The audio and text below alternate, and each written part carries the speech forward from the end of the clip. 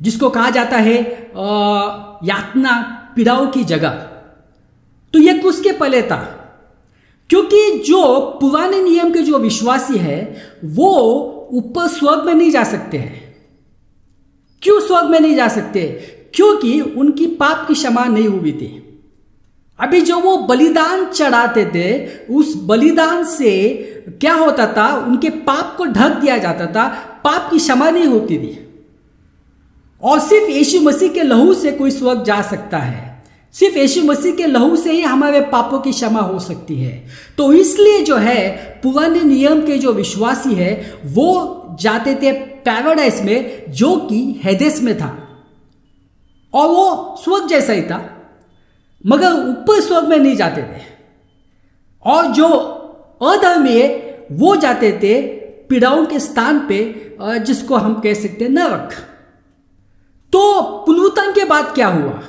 पुनरुत्थान के बाद चीजें बदल गई। पुनरुत्थान के बाद अभी जो विश्वासी जो है, जो विश्वास करते हैं, वो जाते हैं सीधा स्वर्ग में, क्योंकि अभी यीशु मसीह ने लहू बहाया है और उस लहू से हम अभी डायरेक्ट स्वर्ग में जाते हैं। हमें नीचे पैराडाइस जाने की आवश्यकता नहीं है।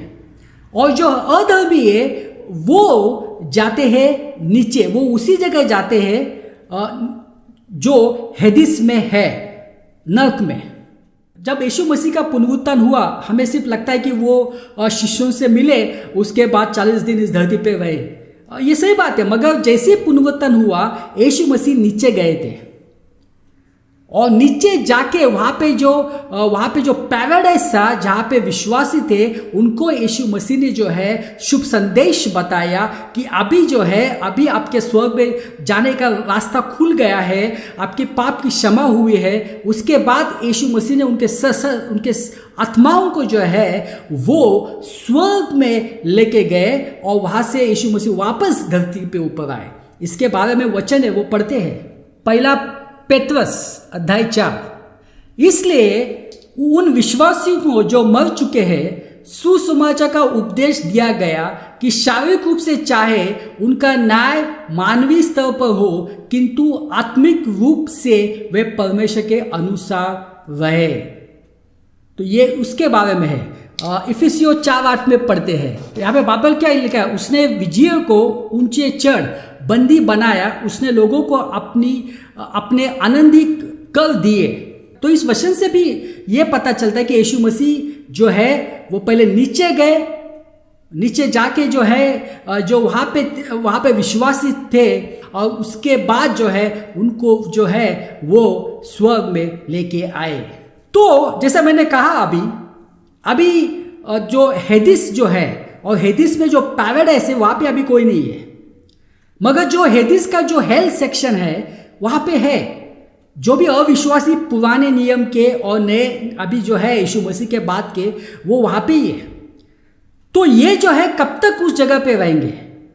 अभी जैसे कि आपको मालूम है कि जब रैप्चर होगा, उसके बाद क्लेश काल होगा, पीड़ाओं का समय होगा, 7 साल के बाद होगा, उसके बाद यीशु मसीह का दूसरा आगमन होगा, उसके बाद हर्मगेदोन का युद्ध होगा, उसके बाद यीशु मसीह का 1000 साल का शासन होगा, उसके बाद जो है बड़ा श्वेत सिंहासन होगा, और उसमें जिसको हम कहते हैं जजमेंट डे, और जजमेंट डे में ये सब जो आत्माएं जो नर्क में है, जो पाताल में है, उन सबको जो है यीशु मसीह के सामने जो है खड़ा किया जाएगा, और उसके बाद उनको धक की जो आग की जो झील है, जिसको कहा जाता है लेक ऑफ फायर, उसमें डाल दिया जाएगा। क्यों डाल दिया जाएगा? क्योंकि देखो ये धरती जो है, ये धरती का नाश होने वाला है। अभी पाताल जो है तो वो कहाँ पे था? वो धरती पे था। इसलिए उनको बाहर निकाल के उनको जो है आग की धक की नदी में डाल दिया जाएगा। आइए हम पढ़ते हैं प्रकाशित वाक्य 20। फिर मैंने एक विशाल श्वेत सिंहासन को और उसे जो उस पर विराजमान था देखा। उसके सामने से धरती और आकाश भाग खड़े हुए, उसका पता तक नहीं चल पाया। जैसे मैंने कहा कि ये धरती और आकाश जाने वाले। फिर मैंने छोटे और बड़े मृतकों को देखा, वे सिंहासन के आगे खड़े थे। कुछ पुस्तकें खोली गई। फिर एक और पुस्तक खोली गई, यही जीवन की पुस्तक है। उन कर्मों के अनुसार जो पुस्तक में लिखे गए थे, मृतकों को न्याय किया गया।